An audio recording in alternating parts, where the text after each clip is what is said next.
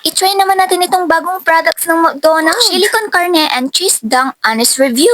Hello yung mga pumunta nga kaming McDo kanina para i-try yung mga yan. So ayan, dumiretso na kami dito sa loob. Dito na ako nag-order kasi na-enjoy ko yung pag-punch-punch na ganyan. Itong 159 na meal na pala yung in-avail ko para may kasama ng fries, burger, and drink. May kasama na rin pala yung cheese dunk kaya nag-addition na ako ng isang chili con carne na sauce for 50 pesos lang. After niyan, syempre magbabayad na tayo dito sa counter. Bali 209 pesos pa lang binayaran natin mga po. So umupo muna kami dito para hintayin yung order namin. Ito na. Super duper excited nga ako dahil first time ko lang matikman to. Una ko ang inopen itong cheese dunk and medyo na-disappoint ako dahil parang ang onti ng laman. Parang mas madami kasi yung nakikita ko online. Kaya rebels na yan. Anyways, ito namang chili con carne. Ayan, medyo mas madami siya kaysa dun sa cheesy dunk. Ito pala yung latest nila ngayon. Tara, tikman na natin to mga po kung talagang masarap to or kung anong lasa niya. Worth it kaya ang 209 pesos natin? Let's try! First, dito muna natin i-dunk sa cheese. Ito kasi yung original na flavor at yung nauna talaga. Ayan, tignan nyo naman yan. Super cheesy. Inulit-ulit ko pa ngayong pag-dunk dyan para madami talagang malagay. Tignan nyo naman yun mga apo. Tikman na natin. Itadakimasu. Ang sarap niya. Very cheesy. Medyo lasang cheese whiz nga siya mga apo pero mas upgraded yung lasa niya. May iba pa siyang mga flavors pero hindi ko ma-explain kung ano yun. Basta masarap siya. 9 over 10 siya for me. Next, ito namang chili con dunk ang i-try natin. Ayan. Dunk it.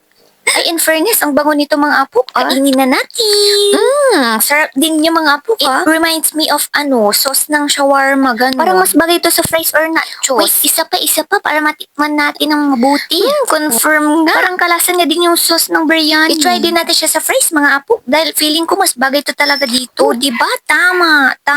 Bagay talaga siya sa fries, mga apo. Kung may nachos lang, perfect. Try naman natin siyang paghaluin, mga apo. Dahil feeling ko bagay din silang dalawa. At di nga ako nagkamali. Perfect combination. Tsaka mga apo, hindi siya maanghang. Akala ko kasi maanghang siya since chili con carne nga siya. Pero hindi siya maanghang. Good for me dahil di ako mahilig sa maanghang. Kaya naman 9 over 10 din siya for me. Yun lang, sige Bella po. Follow for more.